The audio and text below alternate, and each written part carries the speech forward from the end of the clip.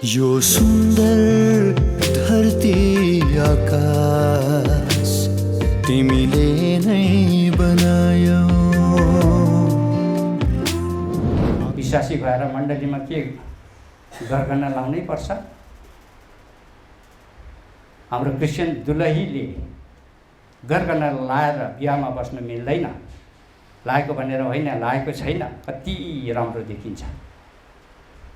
तर कसैले लाउँछ भने क्रिस्चियन दुलहीले गरगहना लगाएर विवाहमा बस्न, चर्चमा बस्न मिल्दैन। नत्र यज्ञ राखेर विवाह सेवा गर्नुहोस् बाहुनलाई पढाएर। के कसो हो दाजुभाइहरू? एउटा क्रिस्चियन भाइले क्रिस्चियन बहिनीसँग बिहा गर्नुपर्छ, तर उद्धार पाएको छ कि छैन? क्रिस्चियन भएर काफी छैन। भाइले उद्धार पाएको छ, बहिनीले छैन, बहिनीले पाएको छ, भाइले पाएको छैन भने त्यो घर बन्दैन पनि हो। चितुवा 1 घण्टामा 60 माइल दगुर्छ। हरिण 1 घण्टामा 55 माइल दगुर्छ। यसकारण चितुवाले हरिणलाई पक्रेर खान सक्छ। अनि ज्योति त्योभन्दा छिटो दगुर्छ। शैतान त्योभन्दा छिटो दगुर्छ। हरेक घर र परिवारलाई नष्ट गर्नको लागि, तर त्यो परिवारको रक्षा गर्नलाई प्रभुको वचन त्योभन्दा अगाडि दगुर्छ। भजन सङ्ग्रह 147 को 15 पद। तर हामी विश्वासीको लागि छ भने पनि ठिकै छ, छैन भने पनि ठिकै छ। किनभने सम्पत्ति भन्दा जीवन चाहिँ सबैभन्दा ठुलो कुरा हो कि होइन भाइ बहिनी? आफ्नै स्वरूप पनि समानतामा मानिसलाई रच्यौ। मानवीय सोच अनुमान भन्दा कैयौँ गुण ज्यादा। मानवीय सोच अनुमान भन्दा कैयौँ गुण ज्यादा। हे यहोवा तिम्रो महानता, हे पिता तिम्रो महानता।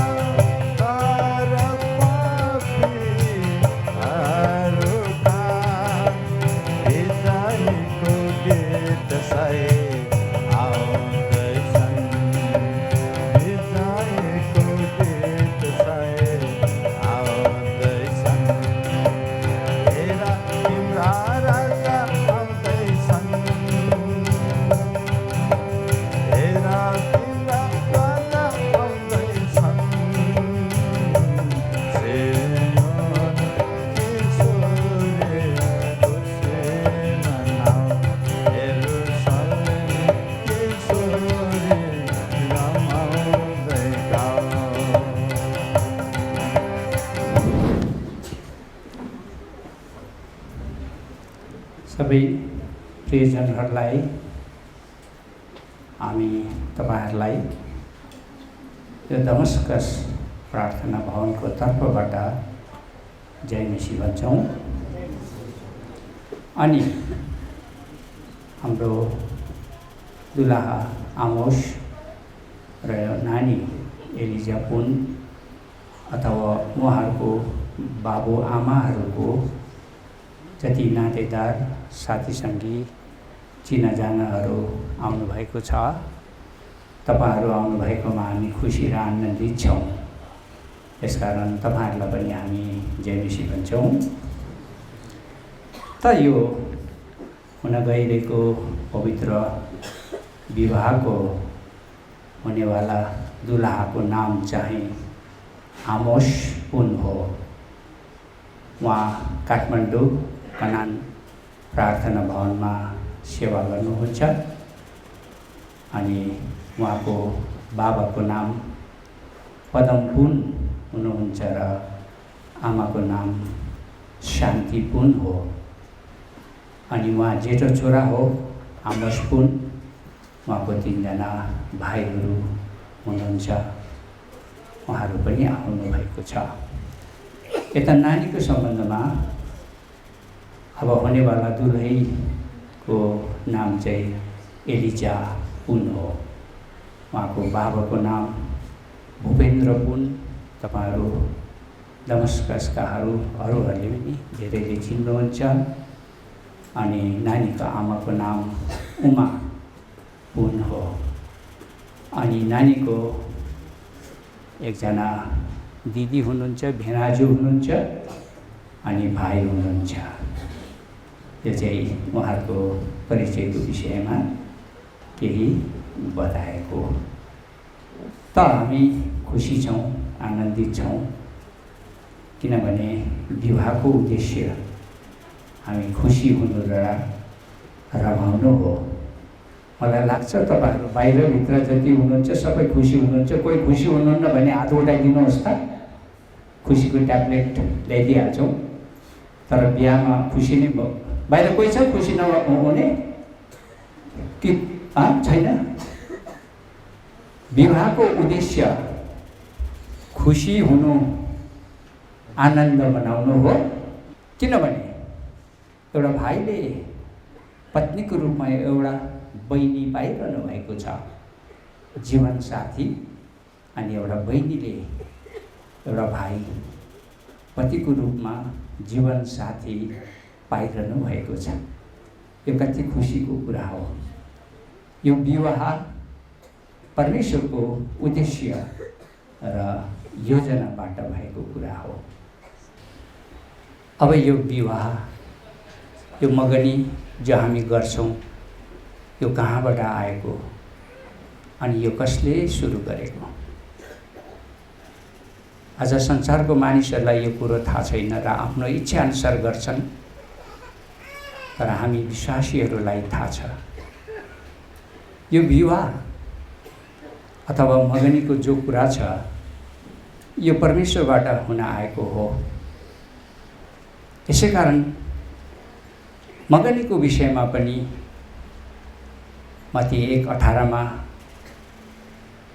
है मरियमको मगनीको कुरा, यस प्रकारले दोस्रो कोरिन्थी 11को 2-3 पदमा पनि मगनीको कुरा जो लेखिएको छ। अनि साथ भन्नु हो भने हाम्रो बाइबलमा 2 खण्ड छ, एउटा पुरानो नियम, एउटा नयाँ नियम। पुरानो नियमको सुरुको किताबलाई उत्पत्तिको किताब भन्छ। उत्पत्तिको किताबमा विवाहको कुरा लिएर पुरानो नियम सुरु भएको छ भने नयाँ नियमको पहिलो किताब मत्ती हो। मत्तीको किताब पनि विवाहको कुरा लिएर सुरु भएको छ। यसैकारण यो मगनी विवाह जो हामी गर्छौँ यो प्रभुबाट भएको रहेछ भनेर हामीले जान्नुपर्छ। विवाह एउटा करार हो अनि हामी सबै विवाहको साक्षी हौँ। विवाह एउटा करार हो, बुझ्नुभयो? तर यो परमेश्वरको उद्देश्य भएको कारणले हामी विवाह मण्डलीमा गर्छौँ, घरमा गर्दैनौँ। मगनी घरमा गर्न सकिन्छ, मण्डलीमा गर्नु पनि मिल्छ, तर विवाह चाहिँ मण्डलीमै गर्नुपर्छ। यस कुरामा यो परमेश्वरको उद्देश्य हो विवाह परमेश्वरको योजनाबाट भएको हो। यसकारण हामी विवाह मण्डलीमा गर्छौँ। तर एउटा कुरा याद गर्नुहोस्, एउटा अनुभव म बताउँदैछु। यी दिनहरूमा विवाह गर्ने भाइ बहिनी होस् या आमा बाबु विवाह मण्डलीमा गराउँछ, तर मण्डलीभित्र संसारको रीतिनीति घुसाउन थालेको छ। याद गर्नुहोस्, लेखिराख्नुहोस्, यो कुरीति मण्डलीमा बढ्दै बढ्दै बढ्दै गएन भने मलाई भन्नुहोस्। पछि मण्डलीमा बिहा गर्न चाहन्छ, अति राम्रो कुरा। संसारको रीतिविधि विधि विधान मण्डलीमा घुसाइराखेको छ। मेरो अनुभव बताउँदैछु प्रिय हो, यसो नगर्नु होला।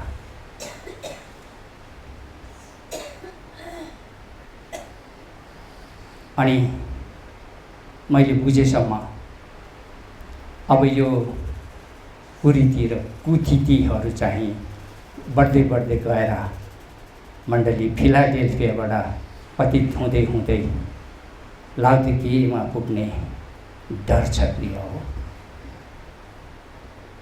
यसै कारण विश्वासी भएर मण्डलीमा के गरगहना लाउनै पर्छ। हाम्रो क्रिस्चियन दुलहीले गरगहना लाएर बिहामा बस्न मिल्दैन, लागेको भनेर होइन, लागेको छैन, कति राम्रो देखिन्छ। तर कसैले लाउँछ भने क्रिस्चियन दुलहीले गरगहना लगाएर विवाहमा बस्न, चर्चमा बस्न मिल्दैन। नत्र यज्ञ राखेर विवाह सेवा गर्नुहोस् बाहुनलाई पढाएर, कि कसो हो दाजुभाइहरू? परमेश्वरलाई दुखी नतुल्याउनुहोस् प्रिय। यो मैले विवाह गर्ने आमा बाबुको विषयमा म बताउँदैछु। आफ्नो छोराछोरीको विवाह मण्डलीमा गराइदिन्छ, कति राम्रो कुरा। रीतिविधि संसारको घुसाउँदैछ। यो कुरीति बढ्दै बढ्दै जान्छ, बढ्दै बढ्दै। तपाईँहरूले अनुभव गर्दै जानुहोस्, हेर्दै जानुहोस्। यसको मतलब के हो? हामीले प्रार्थना गर्नुपर्छ, प्रार्थना गर्नुपर्छ प्रिय हो। यसै कारण हामीले मण्डलीमा संसारको रीतिविधि घुसाउनु हुँदैन।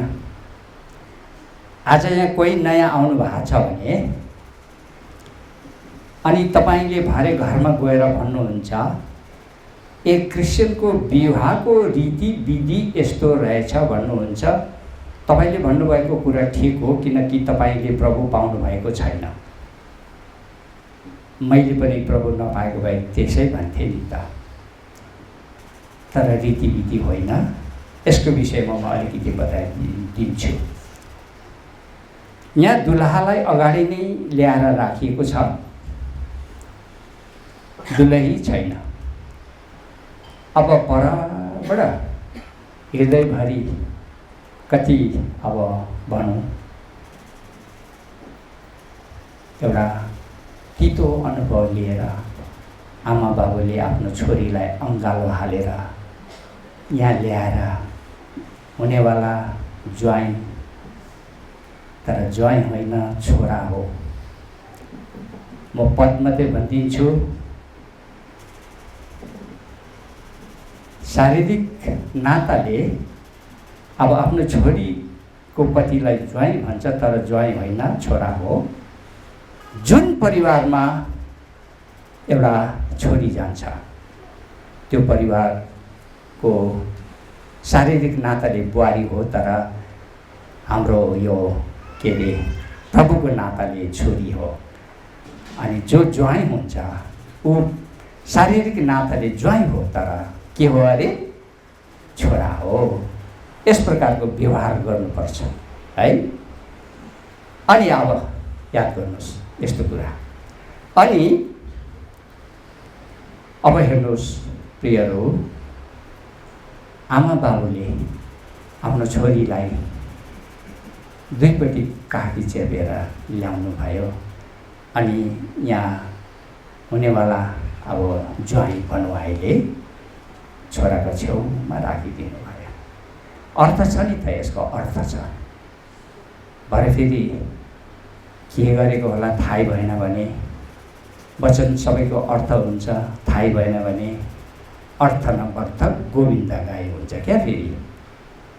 यस कारणले गर्दाखेरि बोल्नु त भएन आमा बाबुले नानी छोरीलाई ल्याउँदै गर्दा, तर मनमा हेर छोरी, जिन्दगीभरि यो घडीसम्म हाम्रो साथमा रह्यौ, पालन पोषण गऱ्यौँ, हुर्कायौँ, बढायौँ, अब तिमीलाई घरमा राख्न मिल्दैन। परमेश्वरको वचन उद्देश्य अनुसार पनि तिमीलाई दिइ पठाउनुपर्छ।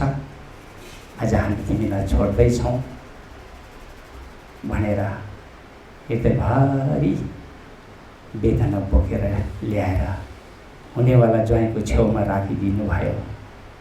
अनि भन्नु त भएन, तर मनमा यसो भनेको बुझ्नुपर्छ, हेर्नुहोस् ज्वाइँ, अब यो उमेरसम्म हामीले हाम्रो छोरीलाई हाम्रो साथमा राखेर हेरविचार गऱ्यौँ, अब तपाईँलाई दिँदैछौँ, अब यसको देखरेख तपाईँले गर्नुहोस् है, हो कि होइन भन्नुहोस् त? उदाहरण त बुझ्नु भयो? यो रीतिविधि हो रहेछ हाम्रो। याद गर्नुहोस्, हामीले गरेको मगनी विवाह हरेक कुरा परमेश्वरको इच्छा अनुसार गर्नुपर्छ। हामीले मण्डलीमा संसारको रीतिविधि घुसाउनु हुँदैन, क्रिस्चियनको रीतिविधि अनुसार हामीले बिहा गर्नु हुँदैन। विदेशीले सिकाए अनुसार धर्मको रूपमा क्रिस्चियनहरूले क्रिस्चियनको बिहा गर्छ। अहिले अरू सम्प्रदायको क्रिस्चियनको कुरा म गर्दैछु। विदेशीले सिकाए अनुसार धर्मको रूपमा मुक्तिको कुरै छैन, मुक्तिको सोधपुछ छैन। अघि त भित्र प्रभुको दासहरूले, हाम्रो बाबु नानीले धेरै केरकार गर्नुभयो। उद्धार पाएको छ कि छैन? मुक्तिको निश्चयता छ कि छैन? हो, तपाईँहरू सबैलाई थाहा छ, एउटा क्रिस्चियन भाइले क्रिस्चियन बहिनीसँग बिहा गर्नुपर्छ, तर उद्धार पाएको छ कि छैन? क्रिस्चियन भएर काफी छैन। भाइले उद्धार पाएको छ, बहिनीले छैन, बहिनीले पाएको छ, भाइले पाएको छैन भने त्यो घर बन्दैन पनि हो। गोरु र गधासँगै नारेर नजोत्नु भनेर व्यवस्थाको किताबमा लेखिएको तपाईँलाई थाहा छ कि छैन भन्नुहोस् त? 22:8 हुनुपर्छ, जहाँसम्म नखोल्नुहोस्, मिल्दैन है। तर जब दुईटा भाइ बहिनीले पूर्ण उद्धारको निश्चयता पाएको हुन्छ नि, अनि त्यो परिवार चाहिँ सुन्दर परिवार हुन्छ। याद गर्नुहोस्, हामी क्रिस्चियनको धर्मको नाताले पनि हामी बिहा गर्दैनौँ, तर हामीले जो गरेको यो मगनी र विवाहको सेवाहरू जो छ नि, यो देखेर अरू सम्प्रदायको क्रिस्चियनहरूले पनि जान्नुपर्छ, बुझ्नुपर्छ।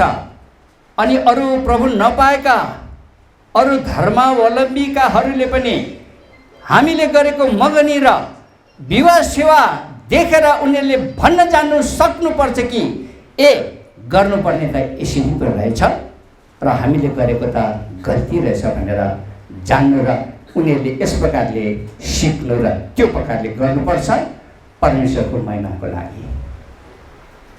विवाह कहाँबाट कसरी सुरु भयो? अब उत्पत्तिको कुरामा म जान्छु है। हेर्नुहोस्, कसैको विवाहको सम्बन्धमा कुरा गर्दा अघि मानिसको सृष्टि, उत्पत्ति सब विषयमा कुरा गर्नुपर्छ। अब हेर्नुहोस् प्रिय हो, एक समय अहिले हाम्रो आँखाले देखेको घाम, जुन तारा, नक्षत्र, खोला नाला, पार पर्वत, जीव जन्तु, पशु पंक्षी, प्राणी र मानिस जाति केही पनि थिएन। म फटाफट भन्छु, बुझिहाल्नुहोस्, धेरै विश्लेषण गर्नु म चाहदिनँ किनकि छोटो समयमा धेरै कुरा बताउनु पर्छ। तर परमेश्वरको आत्मा चाहिँ हुनुहुन्थ्यो। परमेश्वरको परिभाषा एउटा चाहिँ साह्रै मनपर्छ, जसको सुरु पनि थिएन, जसको के पनि छैन। अरे बाफ रे, हामीले अहिलेसम्म जानेको सबै कुराको सुरु हुन्छ, सबै कुराको अन्त हुन्छ। मान्छे जन्मन्छ, मर्छ, लुगा नयाँ हुन्छ, पुरानो हुन्छ, फाटेर जान्छ। परमेश्वरको परिभाषा सुरु पनि छैन, अन्त पनि छैन। तपाईँहरूलाई अचम्म लाग्दैन घरमा गएर अनि म हुँ जो म हुँ भन्नुभएको छ प्रभुले।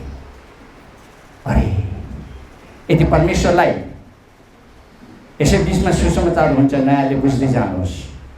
कसैले बनाएको होइन, सृष्टि गरेको होइन। यदि प्रभु येशूलाई कसैले बनाउनु भएको भए प्रभु येशू सानो हुन्थ्यो र बनाउनेवाला ठुलो हुन्थ्यो। तर प्रभुभन्दा येशूभन्दा ठुलो कोही पनि छैन। उहाँ मुक्तिदाता हुनुहुन्छ, उहाँ सृष्टिकर्ता परमेश्वर हुनुहुन्छ। यसैकारण प्रभुलाई कसैले बनाएको होइन, उहाँ आफै आफ परमेश्वर, अनन्तकालको परमेश्वर, जसको सुरु छैन, जसको केही पनि छैन, अन्त पनि छैन, एभरलास्टिङ गॉड। अब यो प्रभुले एक दिन यो परमेश्वरले विचार गर्नुभयो, म सृष्टि गर्छु भनेर। सुन्नुहोस् है ध्यानसँग, परमेश्वरले सबै कुरा भैजा भैजा भैजा भनेर सृष्टि गर्नुभयो। अब परमेश्वरले अघि त्रिएक परमेश्वर हुनुहुन्छ है, पिता पुत्र पवित्र आत्मा बैठक बस्नुभएको छ त्यहाँ हो। अब सृष्टिको विषयमा अनि सबै सृष्टिको कुरा भैजा भैजा भनेर गर्नुभयो। अब यो सबको अधिकारी हुनलाई के सृष्टि गर्ने उहाँहरूले नै छलफल गर्नुभयो। मानिस, बुझ्नुभयो? कसलाई अरे? मानिस। अनि मानिसलाई परमेश्वरले संसारको सबै कुरा अधिकारी हुनलाई के गर्नुभएको हो? सृष्टि गर्नुभएको हो। अनि परमेश्वरले आफ्नो समानतामा सृष्टि गर्नुभयो। उत्पत्ति 1:26, उत्पत्ति 1:27 नर र नारी गरेर सृष्टि गर्नुभयो। उत्पत्ति 1:28 तिनीहरूलाई आशिष दिनुभयो। भन्नुको मतलब जब कुनै एउटा आशिष दिएर भन्नुभयो, फल्दै फुल्दै जाऊ, संसारमा भरिँदै जाऊ, सब कुराहरूमाथि अधिकार गर्दै जाऊ, आशिष दिनुभयो। भन्नुको मतलब अब यो जो दुल्हा दुली आज हुन गइरहेको छ, उनीहरू मिलेर एकसाथ गर्नु, एकसाथ प्रभुको सेवा गर्नु, मिलेर बस्नु, यो फलवन्त हुँदै जानु भनेको कुरा यो हो है। अब परमेश्वरले सबै कुरा मुखले सृष्टि गर्नुभयो, भैजा भैजा भैजा भन्दै। तर मानिसलाई के गर्नुभयो अरे? भूमिको माटो होइन, त्यहाँ खासमा त माटो लेखेको छ, त्यही ठिक भएर लेखेको होला, डस्ट भनेको छ नि त होइन। भूमिको धुलोबाट परमेश्वरले एउटा प्रतिमा बनाउनु भयो। त्यसमा नाक मुख आँखा कान सबै बनाइदिनु भयो। त्यो एउटा प्रतिमा मूर्ति मात्रै छ। जब परमेश्वरले त्यो प्रतिमाको नाकमा यस प्रकारले आफ्नो सास अथवा आत्मा हालिदिनु भयो, अनि त्यो माटोको प्रतिमाले हाम्रो शरीरको रूप लियो। आत्मा नाकबाट हालिदिनु भयो, आत्मा र शरीर भयो। अनि शरीर र आत्माबाट एउटा कुराको सृजना भयो, त्यसलाई प्राण भनेर भनिन्छ।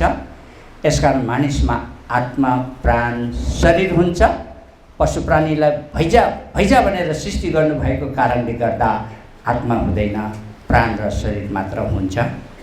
यसकारण जब त्यो पशु प्राणीको शरीरबाट प्राण निस्किन्छ, त्यो मर्छ, त्यसले लेखा दिनु पर्दैन।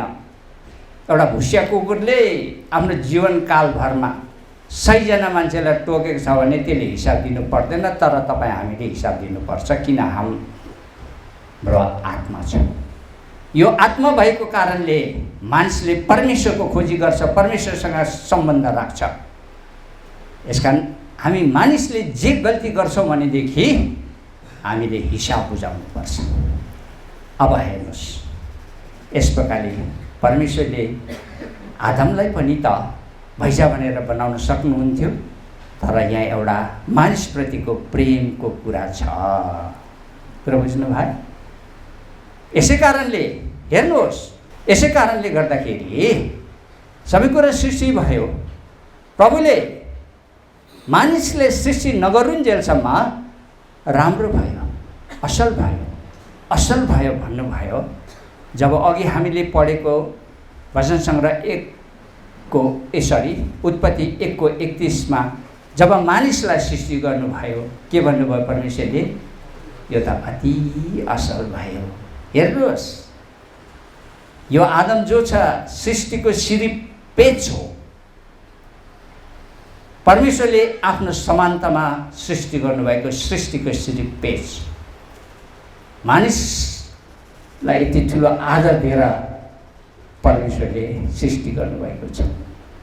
यसै कारण आह्वान गर्नुहुन्छ परमेश्वरले, जसले प्रभु पाएको छैन, यति ठुलो सुन्दर जीवन पाएका छौ, आफ्नो जीवन व्यर्थ नफाल। प्रभु यीशुलाई विश्वास गरेर मुक्ति पाऊ र नरकको दण्डदेखि छुटकारा पाइकन स्वर्गको भागीदार हो। यो जीवन जसले प्रभु पाउनु भएको छैन, प्रभु यीशुलाई विश्वास गरेर यो महान मुक्तिलाई प्राप्त गर्नुहोस्। किन महान मुक्ति भनियो? किनभने प्रभु यीशुले महान बलिदान गरिकन मुक्तिको प्रबन्ध गरिदिनु भएको कारणले यसलाई महान मुक्ति भनिएको छ। यो मुक्ति जो छ अघि पापदेखि जसले छुटकारा पाउँछ, नरकमा गएर आगोमा जल्नु युगानुयुगसम्म तडपेर बस्नु पर्दैन, तर स्वर्गको भागीदार भइकन परमेश्वरको साथमा अनन्त जीवन प्राप्त गरेर परमेश्वरसँग बस्नेछ प्रिय हो। यसै कारण मानिसको जीवन अमूल्य छ। मानिसको जीवन एकदमै अमूल्य छ। जसले प्रभु पाउनु भएको छैन, प्रभु यीशुलाई विश्वास गर्नुहोस्। मुक्तिदाता प्रभु यीशु सृष्टिकर्ता मात्र होइन। हामी विश्वासीले प्रभुलाई धन्यवाद दिँदा मलाई बचाउनु भयो भन्दाखेरि प्रभु यीशु तपाईँ सृष्टिकर्ता मात्र हुनुहुन्न, तर उद्धारकर्ता र मुक्तिदाता पनि हुनुहुन्छ भनेर भन्नुपर्छ त्यहाँ जोड्दाखेरि। यसकारण यस प्रकारले मानिसलाई यति ठुलो आदर दिएर सृष्टि गर्नुभयो। हेर्नुहोस् त प्रिय हो, अब आदम एक्लो छ, प्रसन्न हुनु भएन प्रभु। आदमले कम्प्लेन गरेको छैन, याद गर्नुहोस्। हे परमेश्वर, यो के हो यस्तो अन्याय अत्याचार? सबैको जोडी जोडी देख्छु त म यो अदनको बगैँचामा, म एक्लो यो हुन्न, तपाईँ अन्याय हुनुहुन्छ। आदमले कम्प्लेनै गरेको छैन है। तर परमेश्वरलाई अघि नै थाहा भइसक्यो आदमलाई जोडीको खाँचो चाहिन्छ भनेर। यो चाहिँ आदमको विवाहको कुरा थियो। अनि अब परमेश्वरले आदमको जोडी पनि जसरी आदमलाई सृष्टि गर्नुभयो भूमिको धुलोबाट, त्यसरी नै परमेश्वरले हव्वालाई अलग्गै भूमिको धुलोबाट सृष्टि गर्न सक्नुहुन्थ्यो कि हुँदैन थियो? सृष्टि गर्न सक्नुहुन्थ्यो, तर त्यसरी हव्वालाई चाहिँ अर्कै प्रकारले आदमलाई जस्तै सृष्टि गरेर आदमको अगाडि ल्याउनु भएको भए आदमले चिन्दैन थियो।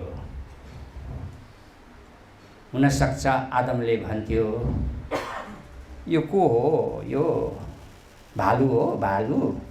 अब मोटी मोटी थियो भने त्यस्तै भन्थ्यो होला आदमले।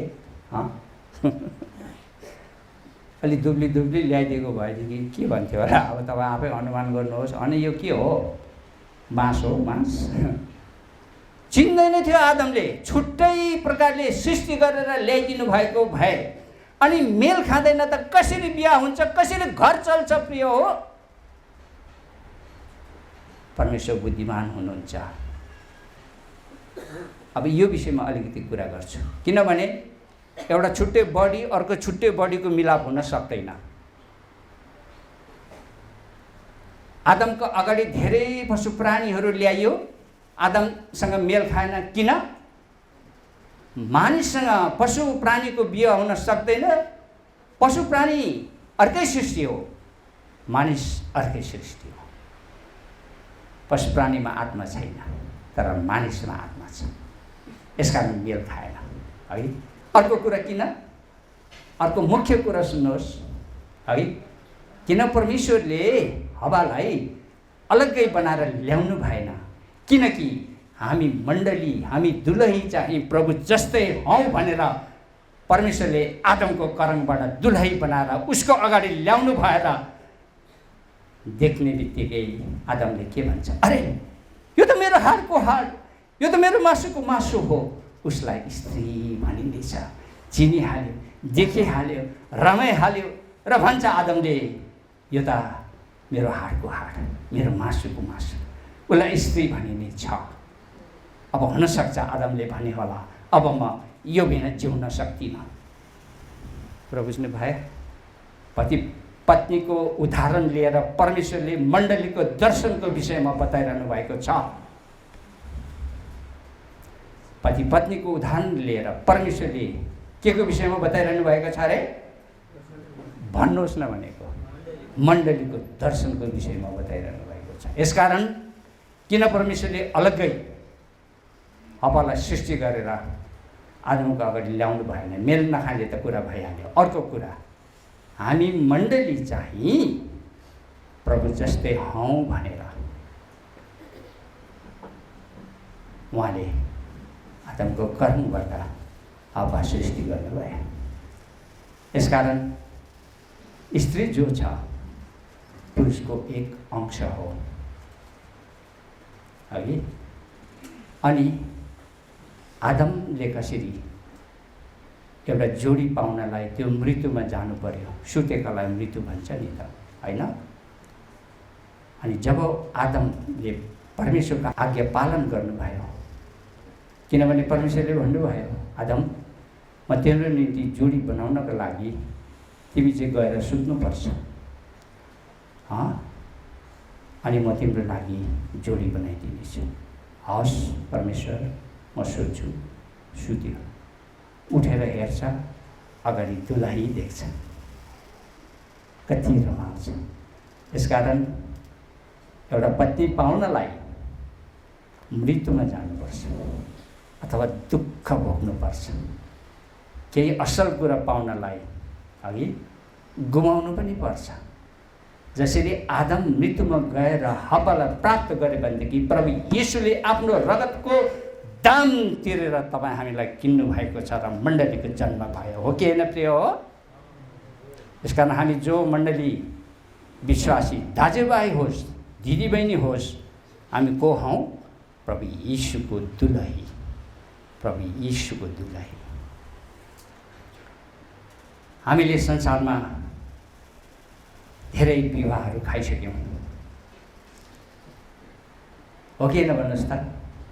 धेरै विवाह खायौँ, धेरै विवाह खायौँ। एउटा बिहाको कुरा भएको हजारौँ वर्ष भइसक्यो, बिहा खानै पाएको छैन कि। मगनी त भइसक्यो, त्यो कसको बिहा हो? प्रभु येशू र मण्डलीको विवाहको कुरा हो। त्यो कसको कुरा अरे? प्रभु येशू र मण्डलीको विवाहको कुरा। हजारौँ वर्ष भइसक्यो अघि। यसै कारण मगनीले तयारीलाई देखाउँछ अघि। अनि तयारी कसरी हुने? प्रभुले हामीलाई उद्धारको वस्त्र दिनुभएको छ, अनि त्यो वस्त्रलाई हामीले चोखो पवित्र राख्नुपर्छ। तयारी हुने भनेको के हो? जब तयारी हुन्छ नि अघि, दुलही मण्डली सुन्दरी हुन्छ नि, तब प्रभुले भन्नुहुन्छ, तिमी सुन्दरी छौ, हे मेरी प्रिया, तिमी सुन्दरी छौ, तिमी बिल्कुल सुन्दरी छौ। श्रेष्ठ गीत 4:7 एकजनाले पढिदिनुहोस् त। श्रेष्ठ गीत 4:7। हे मेरी प्रिया, तिमी सर्वांग सुन्दरी छौ, हे मेरी प्रिया, तिमी सर्वांग सुन्दरी छौ, तिमीमा कुनै कलंक छैन, तिमीमा कुनै कलंक छैन। प्रिय हो, त्यो उद्धारको वस्त्र सेतो वस्त्रमा अलिकति पनि कलंक लाग्नु हुँदैन, त्यो बिटुलो भइहाल्छ। प्रिय हो, आज के यस प्रकारले हामीले दुलहा प्रभुलाई पर्खिराखेका छौँ? प्रिय हो, प्रभु यीशु बडो महिमाको साथमा बादलमा तपाईँ हामीलाई लिन आउनुहुन्छ भनेदेखि हामी दुलही पनि बडो पवित्रताले सिँगारिएर हामी प्रभुलाई भेट्न जानुपर्छ। प्रिय हो, पवित्रताको साथमा अघि। यसै कारण रोमी समय क्यालेन्डर अनुसार रातमा 4 पहर हुन्छ। सन्ध्या समय, मध्यरात, भाले बस्दा र है अनि बिहानीको समय भन्नुको मतलब सबै पहरमा हामी तयारी हुनुपर्छ। सबै पहरमा हामी के हुनुपर्छ अरे तयारी हुनुपर्छ। यस कारणले गर्दाखेरि अघि जब प्रभुको आगमन हुन्छ हामी बादलमा उठाइन्छौँ अनि त्यहाँ प्रभुको यसरी विवाह भोजमा सामेल हुन्छौँ। छोडिएको विश्वासीहरू पृथ्वी तलमा 666को बेलानमा भएर कुटाएर पिटाई मृत्युबाट भएर गइरहेको हुनुपर्छ। हिजो भाइले भन्नुहुँदै थियो माथि कति आनन्द र है कति सुख र चैन उठाइएको विश्वासीहरू जो तयारी दुलिन प्रभुलाई भेट्न यस प्रकारले जानु भएपछि त्यो विवाहको भोजमा बसिरहनु भएको छ, विवाहको भोज खाइरहनु भएको छ भने छोडिएको विश्वासी तल कति दुर्दशामा परिरहेको छ। तर त्यो भाइले भन्नुहुँदै थियो हिजो माथिको आनन्द मनाउनेहरूले तल के कस्तो दुःख भोगिरहेछ त्यो थाहै छैन। अनि तलकोलाई पनि त माथिको थाहा छैन त फेरि होइन र, तलकोलाई पनि थाहा छैन त। यसै कारण प्रकाशको किताब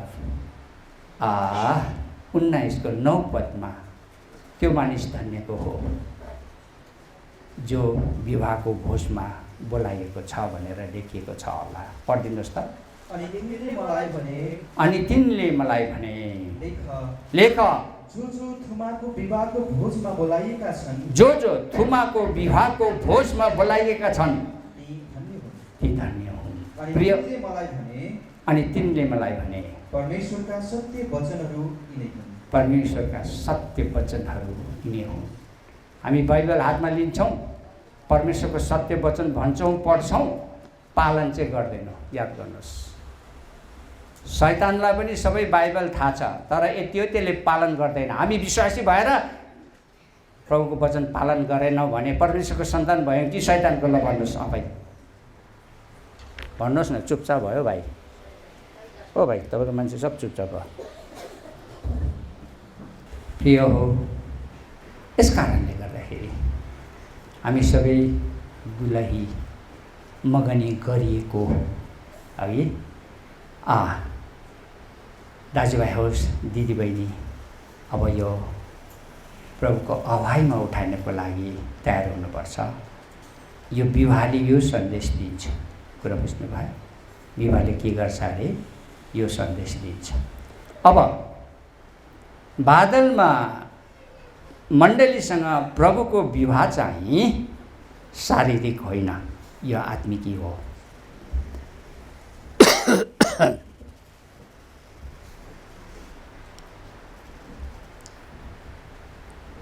परमेश्वरको शारीरिक पत्नी पनि हुँदैन, छोराछोरी पनि हुँदैन।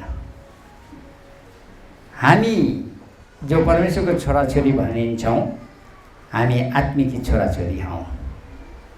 हो किन भन्नुहोस् त? आत्मिकी छोराछोरी हौँ। यसकारण परमेश्वरको विवाहको सम्बन्धमा कुरा गर्दा हामीले यो कुरा गर्नुपर्छ, किनभने नयाँहरूले बुझ्दैन र हेत्तेरी यो के सुनेर आयो हो आज परमेश्वरको बिहा हुन्छ भन्छ के हो, मेरो त दिमागले भ्याएन निस्केर पो आएँ भन्ने चाहिँ क्या ठिकै हो त्यो। यसकारण यो जो मण्डलीसँग बादलमा प्रभुको बिहा चाहिँ फिजिकल होइन, यो आत्मिकी हो। यसकारण परमेश्वरको हामी छोराछोरी, आत्मिकी छोराछोरी। म परमेश्वरको छोरा भए मेरो छोराछोरी पनि परमेश्वरको छोराछोरी नै, नाता चाहिँ त्यो है। अच्छा, अर्को कुरा, अब हेर्नुहोस् विवाहको सम्बन्धमा धेरै कुराहरू छन् है। अब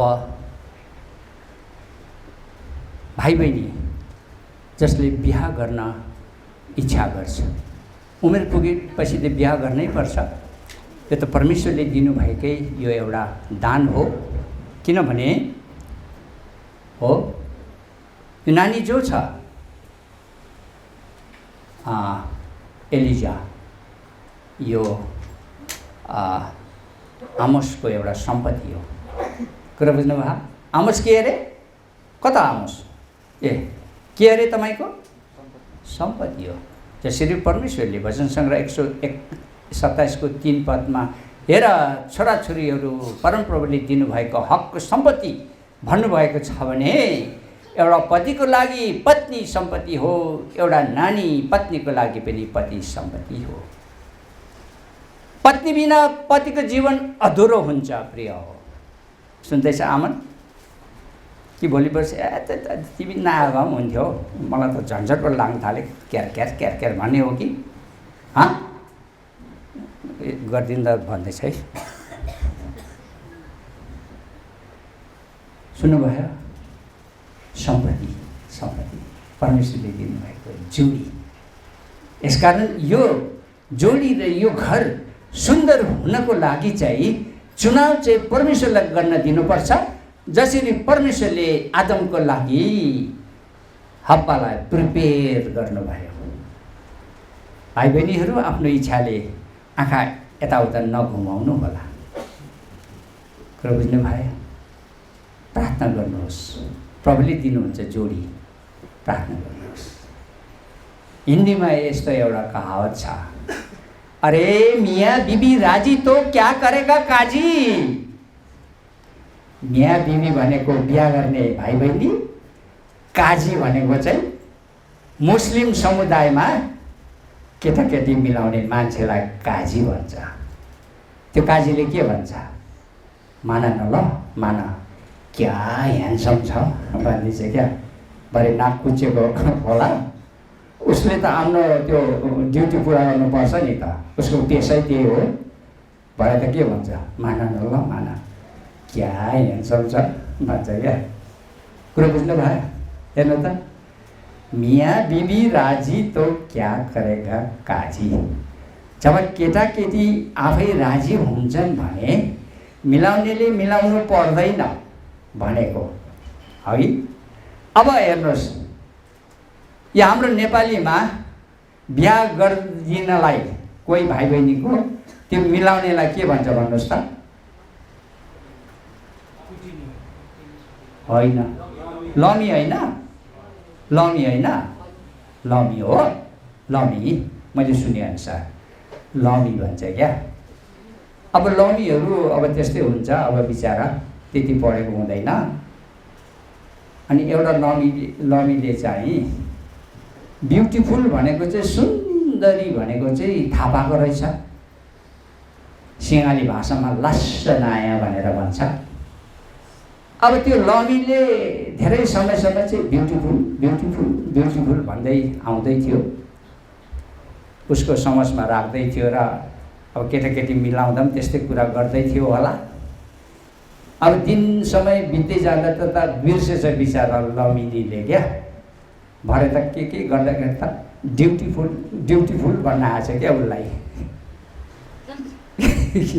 ब्युटिफुललाई के भन्नु, के आयो? ब्युटिफुल। भरे त एउटा केटाकेटीको बिहाको कुरा मिलाउनु पर्यो उसलाई है। अब उसले चाहिँ केटालाई भन्नु पर्यो क्या फेरि है। सुन्यौ भाइ, सुन्नुभयो? एकदमै राम्रै पो छ त, क्या ब्युटिफुल छ भन्दैछ बिचरा। के भन्दैछ अरे? ब्युटिफुल। कहाँ ब्युटिफुललाई कहाँ पुऱ्याइदियो अरे? ब्युटिफुललाई ब्युटिफुलमा पुऱ्याइदिएछ बिचरा। अच्छा, मियाँ बीबी राजी तो क्या करेगा काजी। भाइ बहिनी राजी भयो, अति राम्रो। तर प्रभुको इच्छा र प्रभुको चुनावमा, यसकारण नानीलाई पनि सोधियो आफ्नो खुसीले हो कि होइन, कसैले कर गरेर हो कि होइन, यसरी सोधिन्छ। तर राजी भन्नाले आफ्नो खुसीले रोजेर चाहिँ होइन। फेरि रोज्नु चाहिँ परमेश्वरलाई दिनुपर्छ, जसरी आदमको लागि प्रिपेयर गर्नुभयो हब्बा। अनि अन्तमा राजी चाहिँ भाइ या बहिनी हुनुपर्छ। कुरा बुझ्नुभयो? यसै कारणले गर्दाखेरि अब हेर्नुहोस्, एउटा धनीभन्दा धनी बहिनी छ, विश्वासी बहिनी, अब एउटा गरिबभन्दा गरिब भाइ छ, अब उनीहरू बिहा गर्न राजी भयो। त्यो गर्न सक्छ कि सक्दैन भन्नुहोस् त? हामीमा धनी र गरिबको के कुरा छ? त्यो सक्छ नि गर्न। तर त्यो धनीभन्दा धनी बाउको छोरी जसको घर महल छ, जसको घरमा 25-30 जना नोकर नोकर्नी छ, अब त्यो एउटा गरिबभन्दा गरिब भाइसँग बिहा गरेर जाँदाखेरि उसले हिसाब लाउनुपर्छ। एउटा इन्डियाको धनीभन्दा धनी परिवारलाई म चिन्छु, केही जान्दछु भनौँ न। अनि इन्डियाकै एउटा केही धनी, एकदम धनी होइन, केही धनी परिवारलाई म चिन्छु। त्यो धनीभन्दा धनी परिवारको एउटा छोरी, त्यो चाहिँ सत्य है। अनि त्यो ठिक्कैको धनीको परिवारको एउटा छोरा, यो सत्य कुरा भन्दैछ है। भरे त्यो ठिक्कैको धनीले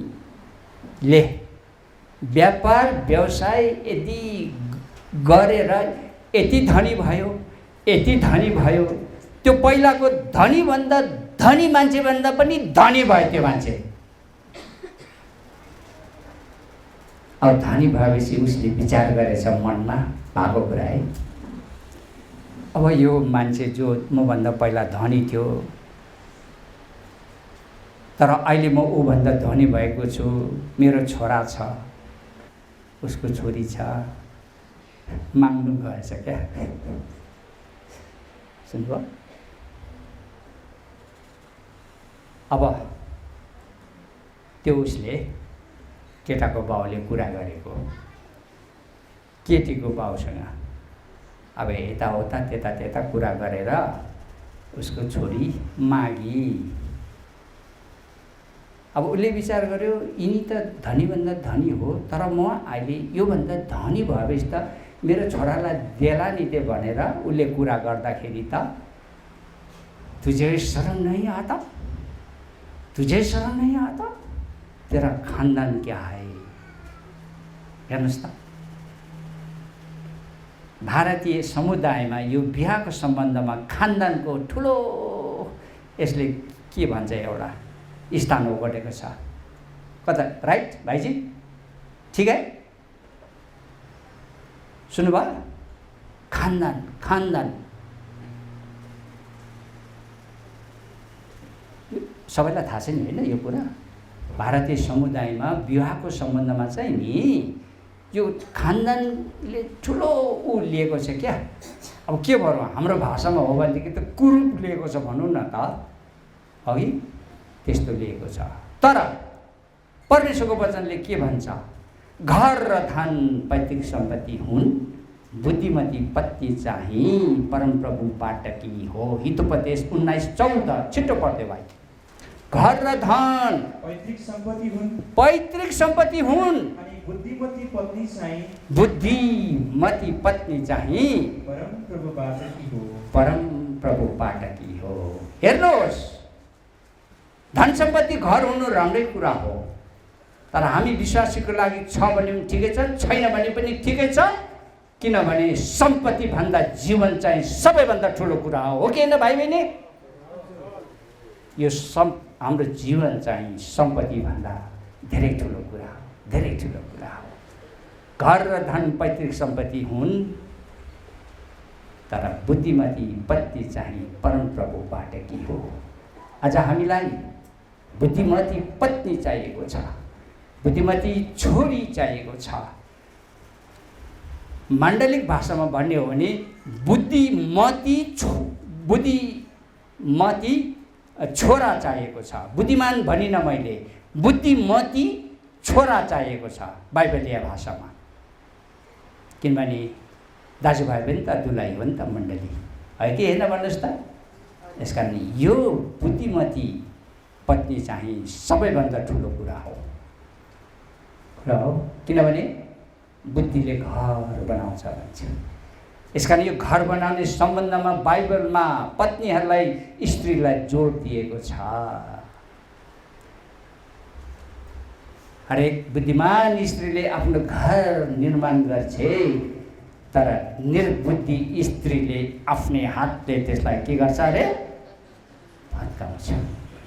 प्रिय हो, आज हामीले भत्काउने होइन, बनाउनेवाला हामी हुनुपर्छ। हितोपदेशको किताब जसले खोल्नु भएको छैन अझै खोल्नुहोस्। 31 को हामीले पढ्यौँ, 30 पद होइन, फेरि पढिदिन्छु। मनोहरता धोकापूर्ण हुन्छ, सुन्दरता व्यर्थ छ, तर जुन स्त्रीले परमप्रभुको भय मान्छे उसैको प्रशंसा हुनेछ। प्रिय हो, भाइहरू हो, सुन्दरी चाहिन्छ तपाईँहरूलाई?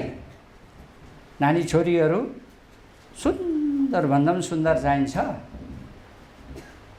चाहिन्छ भन्छु म त। प्रभुले दिनुभयो भने चाहिन्छ कि चाहिँदैन भन्नुहोस् त? चाहिन्छ हो,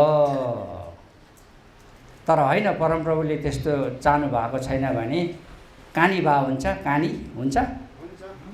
हो, कानी पनि हुन्छ। यहाँ हेर्नु त, मनोहरता धोकापूर्ण हुन्छ, सुन्दरता व्यर्थ छ, तर जुन स्त्रीले परमप्रभुको भय मान्छे उसैको प्रशंसा हुनेछ। हामीलाई चाहिएको यो स्त्री हो जसले परमप्रभुको डर मान्छ, जसले प्रभुको आज्ञा पालन गर्छ।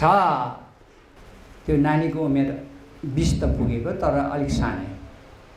20 वर्ष त नेपाल सरकारले त्यो त एउटा के भन्छ नि, बाध्यताले पो त अनुमति दिएको त। 20 वर्ष उमेर होइन है बिहा गर्ने। बहिनीहरूको कम्तीको पनि 25 वर्ष पुगेको हुनुपर्छ। दाजुभाइको अझ त्योभन्दा 4-5 वर्ष बढी भएको हुनुपर्छ। किनभने विज्ञहरूको भनाइ के छ भनेर भन्दाखेरि पुरुषहरूले आफ्नो गिडीको दाहिने भागलाई मात्रै प्रयोग गर्छ अरे, दिदीबहिनीले दुईटै प्रयोग गर्छ अरे। अनि बुद्धि दिदीबहिनीहरू एकदम चलाक हुन्छ अरे। अनि त्यो पति पत्नीको विचार भावना सम्बन्धमा आउनुको लागि चाहिँ भाइको उमेर चाहिँ अलिक बढी हुनुपर्छ अरे। किनभनेदेखि एकपट्टिको मात्रै गिडी प्रयोग गर्छ अरे। त भन्नुको मतलब बुद्धु बुद्धु भनिदिउँ न त भाइलाई। कता छ हाम्रो बेहुला, तपाईँलाई होइन है। दिदीबहिनी यसो गरे नि त चलाक हुन्छ क्या। ठिक, अब दिदीबहिनीको धेरै कुरा गर्नु थियो, म अहिले गर्दिनँ। नराम्रो कुरा होइन। हेर्नुहोस्, नेतृत्वको सम्बन्धमा अझै दिदीबहिनीहरूलाई धेरै दबाएर राख्छ नि देशका राष्ट्रका ठुला ठालुहरूले। जब सङ्कष्ट पर्छ नि दिदीबहिनीलाई अगाडि सार्छ। याद गर्नुहोस्, दिदीबहिनीले नेतृत्व गरेको देशमा उन्नति हुन्छ नि। जसिन्डा आर्जन न्युजिल्यान्डको प्रधानमन्त्री है, नर्वेको प्रधानमन्त्री अर्ना सोलबर्ग ताइवानको अहिलेको राष्ट्रपति हेर्नुहोस् है। यो दिदीबहिनीहरूले कोरोनाको समयमा ठुलो भूमिका खेलेको छ र कोरोनाको रोकथाममा यिनीहरूले ठुलो भूमिका खेलेर अहिले यी दिदीबहिनीहरू, ती प्रधानमन्त्री र राष्ट्रपतिहरू धेरै चर्चित भएको छ। किन? सहनशीलता दिदीबहिनीमा, नम्रता। नाक यत्रो नभन्नु नै फेरि छैन, उसो भनौँ। सहनशीलता, धीरजीपन दिदीबहिनीहरूमा हो। अब झडङ्ग नरिसाउने, अनि कुनै समस्या परिहाल्यो भने त्यसलाई कसरी हुन्छ अनि बुद्धिमानी प्रकारले डिल गर्ने। केटाहरूको सम्बन्धमा झडङ्ग रिसाउने, होगा त होगा नै होगा त मकैको घोगा भन्ने। हुन्छ त हुन्छ, हुँदैन त हुँदैन, के खोजेको भन्ने। अब यस्तै अब अरू धेरै त तपाईँहरू आफैले थाहा छ। त्यति सहनशीलता पनि हुँदैन, नम्रता पनि हुँदैन। बरु हुन लागेको कुरा पनि बरु भाताबुङ्गै बनाइदिन्छ क्या दाजुभाइले, हो कि न हो? यसले गर्दाखेरि नि दिदीबहिनी लाई परमेश्वरले दान दिनुभएको छ। एफसी 5 अध्यायको 22 पद नानीले पढिदिनु त, म पहिला पढिदिन्छु। ए पत्नीहरू हो, प्रभुको अधीनमा रहे झैँ आफूलाई आफ्ना आफ्ना पतिको अधीनमा सुम्प। ल नानी,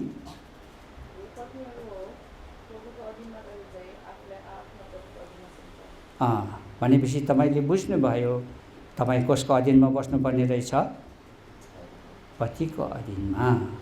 त्यहाँ एउटा स्वर्गीय क्रम छ कोरिन्थीको किताबमा। सबभन्दा माथि परमेश्वर हुनुहुन्छ, त्यसपछि प्रभु, त्यसपछि पुरुष, त्यसपछि स्त्री। त्यो क्रम छ, कुरो बुझ्नुभयो? त यहाँ पत्नी चाहिँ अघि पतिको अधीनमा बस्नुपर्छ भनेको छ, तर पति पनि पतिको अधीनमा बस्नुपर्छ। सुन्नुभयो आमोस? कसको अधीनमा बस्नुपर्छ अरे? तपाईँ पनि पत्नीको अधीनमा बस्नुपर्छ। बुझ्नुभयो? अब आमोसले 25 पढ्नुहोस्।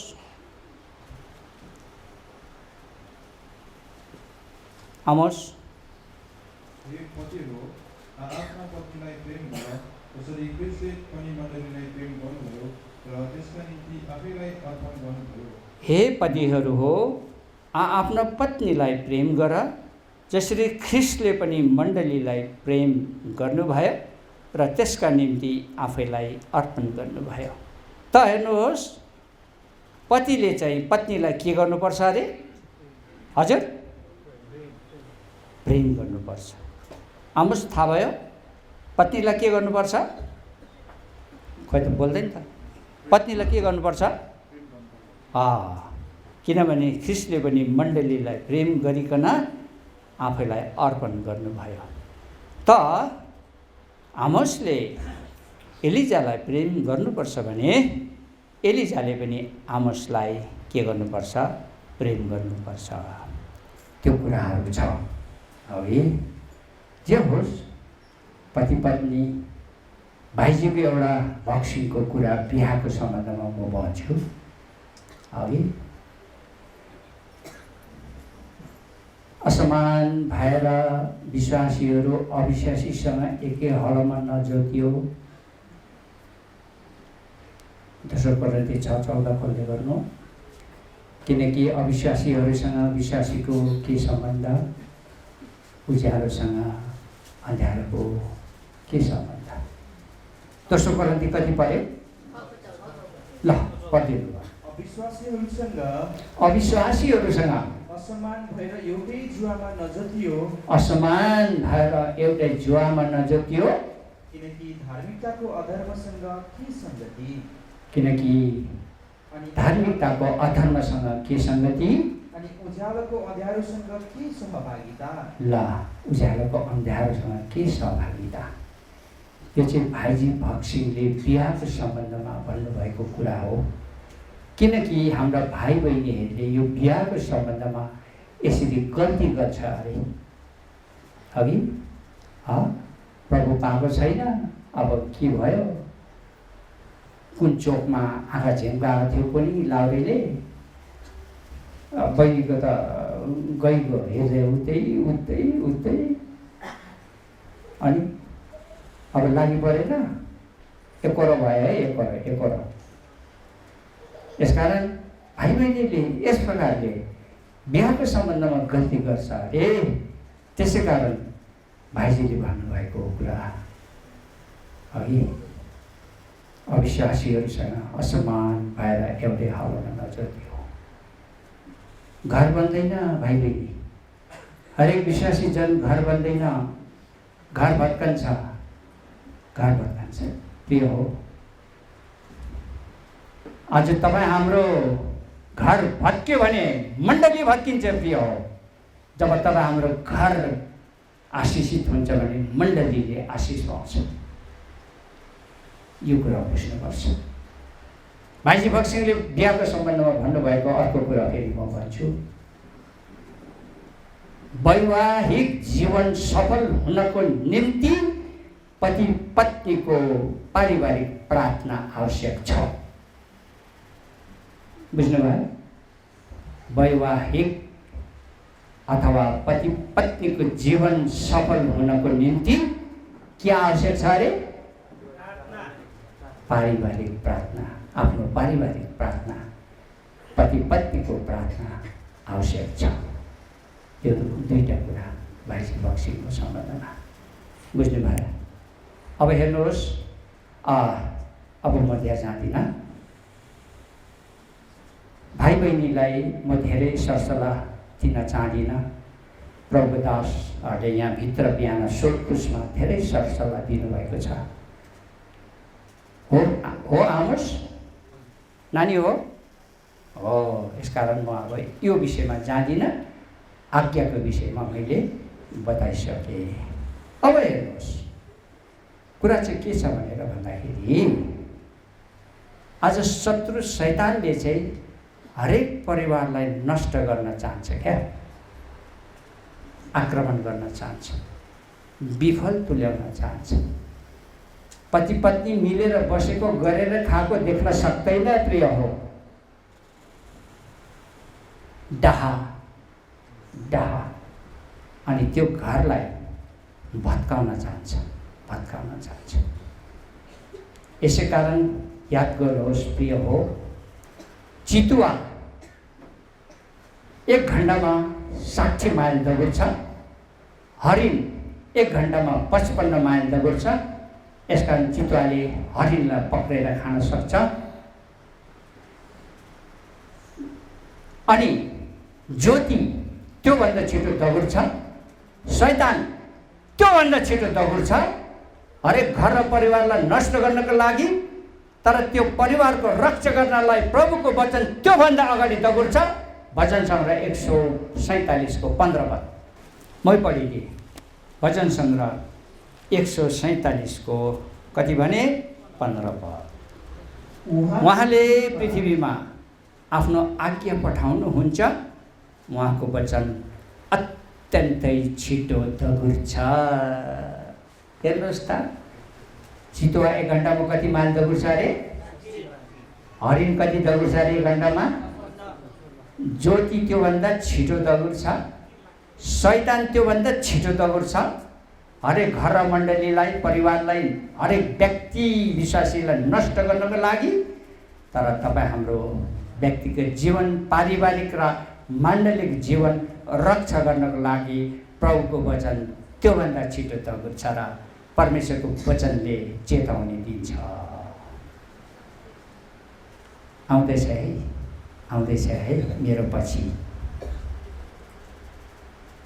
तिमीलाई नष्ट गर्नलाई, तिमी पति पत्नीलाई छुडाउनलाई, तिम्रो छोराछोरीलाई नष्ट गर्नलाई, तिम्रो परिवारलाई नष्ट गर्नलाई, तिम्रो मण्डलीलाई नष्ट गर्नलाई मेरो पछि शैतान आउँदैछ है। किनभने म चाहिँ त्योभन्दा अगाडि आएर तिमीलाई चेतावनी दिन्छु। यसो भन्दा पनि परमेश्वरको वचनले चेतावनी दिँदा पनि विश्वासीले चेतावनी सिरोपर गर्दैन। यसै कारण बुद्धिले घर बनाउँछ। बुद्धिमान हुनुपर्छ घर बनाउनको निम्ति। बुद्धिमान हुनुपर्छ भन्नुको मतलब प्रभुको आज्ञालाई पालन गर्नुपर्छ। प्रभुले के सन्देश दिनुहुन्छ, प्रभुले तपाईँ हामीलाई के गरेको चाहनुहुन्छ त्यो कुरा हामीले मान्नुपर्छ।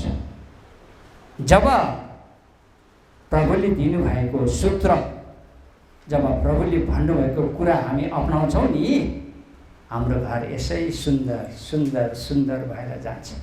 हो कि होइन? हाम्रो घर सुन्दर भएर जान्छ। यसकारण आमोस र एलिजाको घरलाई परमेश्वरले रक्षा गर्नु। किनभने परमेश्वरले भन्नुभयो, म युसुफको सिमोनको घरानाको रक्षा गर्छु भनिकन परमेश्वरले आमोस र एलिजाको घरको पनि रक्षा गरून्, उनीहरूलाई आशिष दिउन्। गन्ती 6:24, 25, 26 आउनुहोस्। परम प्रभुले तिमीलाई आशिष दिउन्, र तिमीलाई रक्षा गरून्। परमप्रभुले आफ्नो चेहरा तिमीमाथि चम्काउन् र तिमीप्रति अनुग्रही हौन्। परमप्रभुले आफ्नो चेहरा तिमीमाथि लगाइदिउन् र तिमीलाई शान्ति दिउन्। यसरी उनीहरूले मेरो नाम इस्राएलीहरूमाथि राखुन् अनि म तिनीहरूलाई आशिष दिनेछु। त प्रभुले गरून् यो सबै आशिष आमोस अनि एलिजा परिवारलाई दिउन्। त्यसको लागि मण्डलीले प्रार्थना गरिदिनुपर्छ।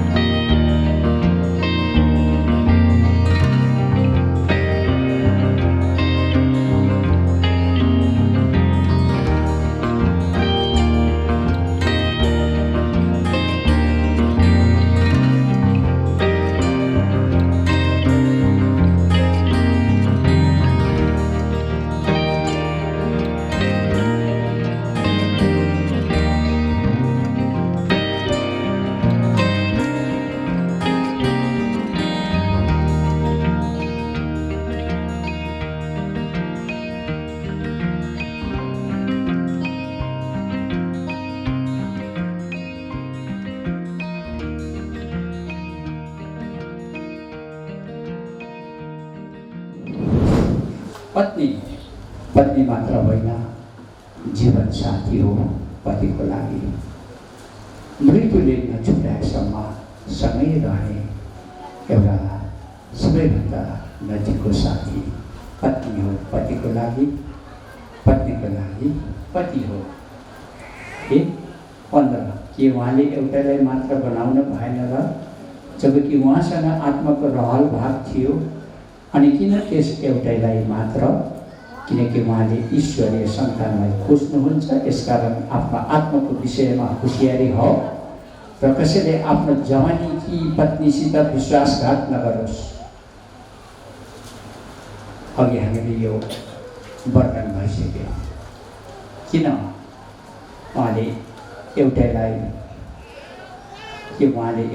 मात्र बनाउनु भएन त? आदमकै कर्मबाट बनाउनु भयो, अलग गरेर बनाउनु भएन। जबकि प्रभुले चाहनु भएको भए बनाउन सक्नुहुन्थ्यो, तर मेल खाने थिएन भनेर अघि नै हामीले भनिसक्यौँ। 16 किनकि परमप्रभु इस्राएलको परमेश्वर भन्नुहुन्छ, उहाँ पत्नी त्यागलाई घृणा गर्नुहुन्छ, किनकि यस्तो मानिसले आफ्नो वस्त्रले अत्याचारलाई ढाक्दछ। सेनाहरूको परमप्रभु भन्नुहुन्छ, यसै कारण आफ्नो आत्माको विषयमा होसियारी हो कि तिमीहरूले विश्वासघात नगर। त अघि हामीले सुरुमा पढे 13 पद अनुसार चाहिँ परमेश्वरका लोकहरूले पत्नी चाहिँ त्यागेको छ। ओहो, परमेश्वर घरमा आएर भेटी चाहिँ चढाइरहेको छ। म तिमीहरूको भेटी ग्रहण गर्दिनँ भन्नुहुँदैछ परमेश्वरले। किनभने पत्नीलाई त्यागिराखेका छ। परमेश्वरले भन्नुभयो, तिमीहरूको पत्नीको आँसुले मेरो मन्दिरको वेदी भिजाइराखेको छ। तिमीहरूले त्यागेको पत्नीको आँसुले मलाई दुहाई दिइराखेको छ। र पनि आनन्दसित भेटी चढाउँछौ, प्रभुको सेवा गर्छौ, तिनीहरूलाई लाज लाग्दैन? पत्नी त्यागलाई म घृणा गर्छु। यसै कारण जब यो करार गरिन्छ, बाचा बाँधिन्छ, न त पतिले पत्नी त्याग्नुहुन्छ, न त पत्नीले पतिलाई कहिल्यै त्याग्नुहुँदैन। यसकारण यो चाहिँ अब बिहाको सबैभन्दा मुख्य भागमा हामी आयौँ कि अब दुल्हा दुल्हीको हात पक्रेर हामी करार गराउँछौँ। आज म आमोस प्रभुको सामने मण्डलीको सामने स्वर्गदूतको सामने मेरो सबै छिमेकी नातेदारको सामने यो प्रतिज्ञा गर्छु कि आजदेखि एलिजालाई मेरी पत्नी भनी स्वीकार गर्नेछु। एलिजालाई छोडी अरू कुनै पर स्त्रीलाई म मेरो मन दिने छुइनँ, आँखा लगाउने छुइनँ। मृत्युले बाहेक एलिजादेखि कहिले अलग हुने छुइनँ। एलिजाले मलाई कुनै कारणवश मलाई सहायता गर्न सक्नु भएन भने म एलिजालाई सहायता गर्नेछु। परमेश्वरको वचनले मलाई आज्ञा दिइबक्सनु भए अनुसार म एलिजालाई आफ्नै शरीरलाई चाहिँ प्रेम गर्नेछु जसरी परमेश्वरले मण्डलीलाई गर्नुभयो। मैले कमाएको सबै कुराको 10औं अंश प्रभुको घरमा ल्याएर प्रभुलाई आदर गर्नेछु। एलिजाको साथमा रहेर सधैँ प्रभुको सेवा महिमा गर्नेछु। मलाई यो प्रतिज्ञा पूरा गर्नको लागि परमेश्वरले सहायता गरून्। आज म एलिजा परमेश्वरको सामने, मण्डलीको सामने, स्वर्गदूतको सामने, मेरो नातेदार परिवार सबैको सामने यो प्रतिज्ञा गर्छु कि आजदेखि आमोसलाई मेरो पति भनी स्वीकार गर्नेछु। आमोसलाई छोडी अरू कसैलाई परपुरुषलाई मेरो मन दिने छुइनँ, आँखा लगाउने छुइनँ। तर जीवनभर आमोसको साथमा रहेर प्रभुको सेवा महिमा गर्नेछु। मृत्युले बाहेक आमोससँग कुनै हालतमा अलग रहने छुइनँ। आमोस बिरामी भएर कुनै कारणवश मलाई सहायता गर्न सक्नु भएन भने पनि म उहाँलाई सहायता गर्नेछु। मैले कमाएको सबै कुराको 10औं अंश प्रभुको घरमा ल्याएर प्रभुलाई, मण्डलीलाई आदर गर्नेछु। यस प्रकारले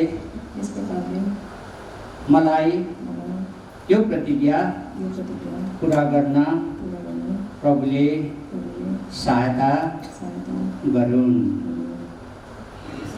यी दुई बालक बालिका आमोस र एलिजाले हात बाँधेर प्रभुको मण्डलीको यस प्रकारले स्वर्गदूतको र सबै आफन्तहरूको सामने यो बाचा बाँध्नु भएको छ।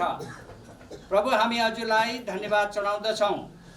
हे प्रभु परमेश्वर, उहाँहरूले बाँध्नु भएको बाचा पुरा गर्नको लागि हजुरले उहाँहरूलाई सहायता गरिबक्सियोस्।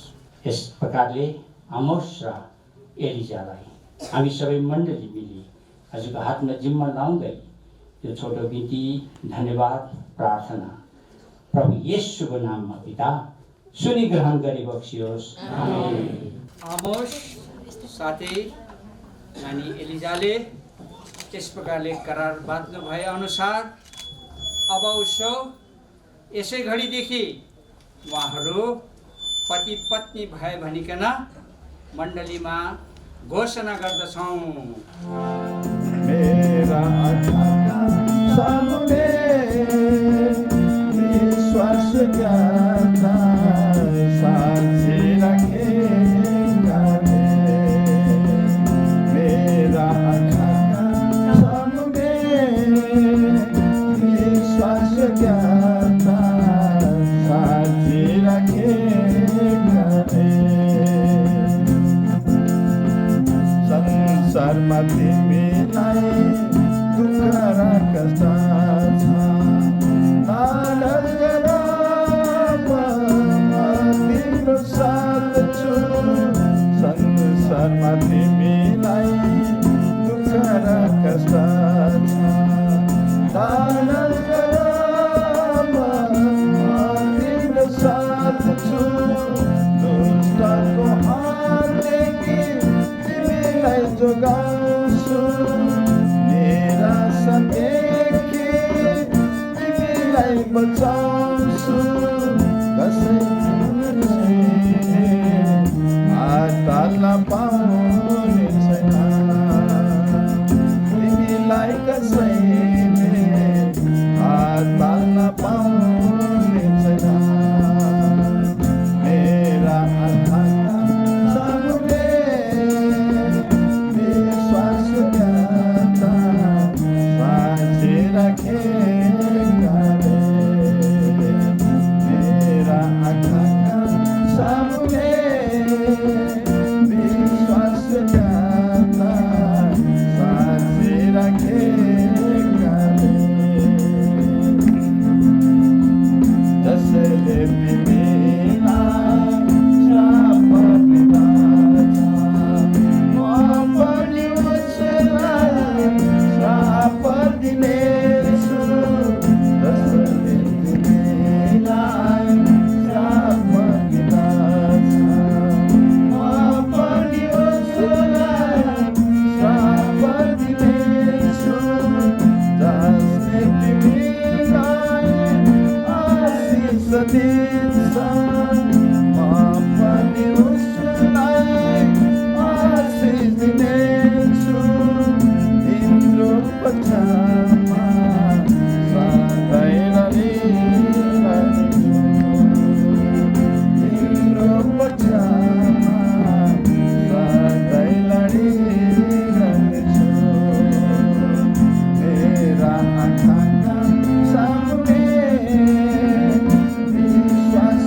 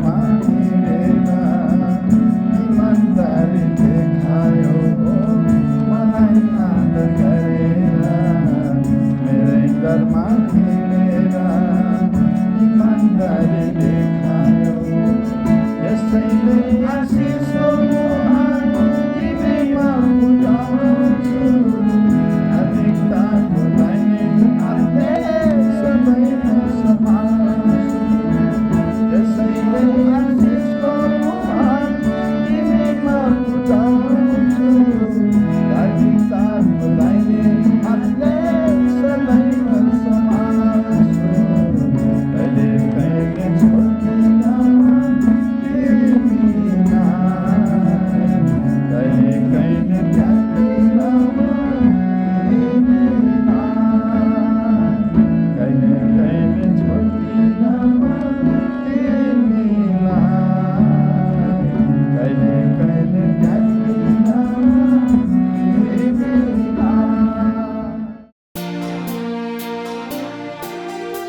तर ऊ त हाम्रै अपराधहरूका निम्ति घायल भएको थियो, उसलाई हाम्रै अधर्महरूका निम्ति चोटै चोट परेको थियो, हाम्रै शान्तिका निम्ति ताडना उसमाथि पर्यो र उसका कुर्राका चोटहरूद्वारा हामी निको भयौँ।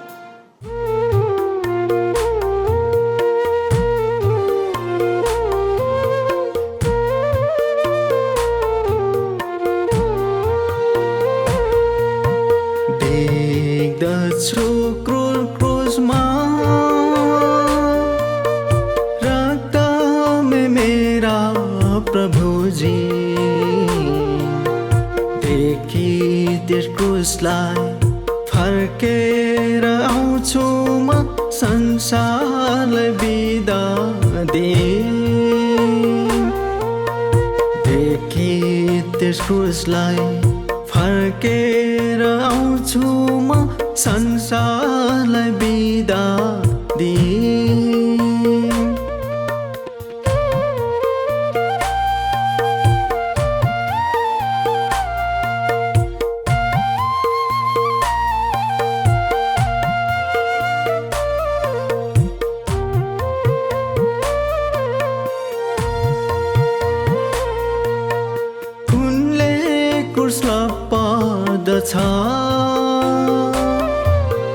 बगेथ्यो मेरै निम्ति खुनले क्रुसलाई पर्दछ, बगेथ्यो मेरै निम्ति आफ्नो होइन खुनले किनेको जिउने ख्रिस्टकै निम्ति। म आफ्नो होइन खुनले किनेको जिउने छु ख्रिस्टकै निम्ति।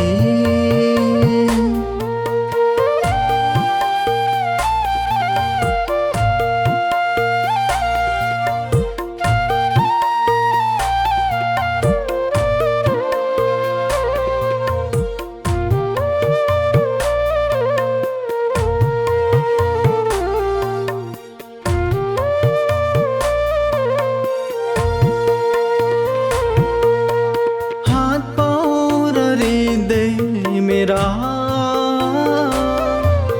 सेवा गर्थे शैतानकै, हात पाउर हृदय मेरा सेवा गर्थे शैतानकै। क्रुसले छुटायो ख्रिस्तिर आउँछु म गर्नलाई सेवा उनकै। क्रुसले छुटायो ख्रिस्तिर आउँछु म गर्नलाई सेवा उनकै।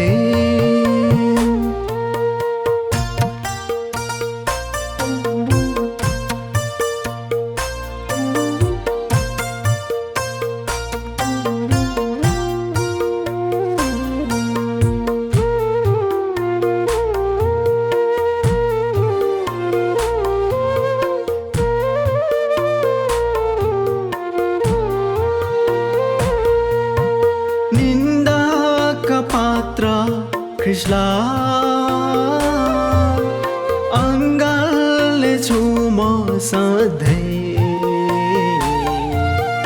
निन्दाका पात्र ख्रिस्टलाई अङ्गाल्ने छु म सधैँ ख्रिस्टको निन्दा भो निन्दालाई बोकी म बढ्नेछु अघि सधैँ ख्रिस्टको निन्दा भो निन्दालाई बोकी म बढ्नेछु अघि सधैँ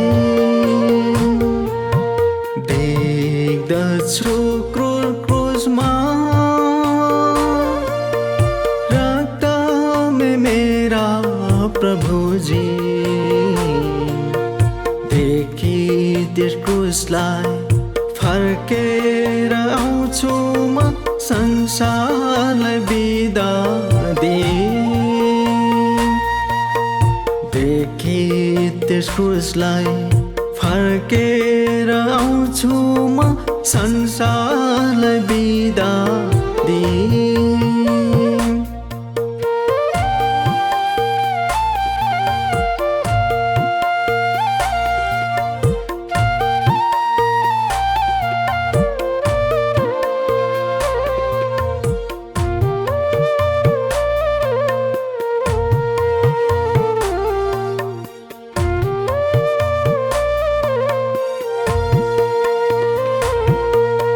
क्रूस बोकी जाने प्रभु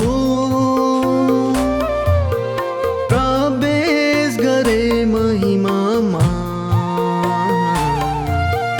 क्रूस बोकी जाने प्रभु प्रवेश गरे महिमामा भारी त्यस क्रूसलाई एक दिन बिर्साउने छु रहनलाई उनको साथमा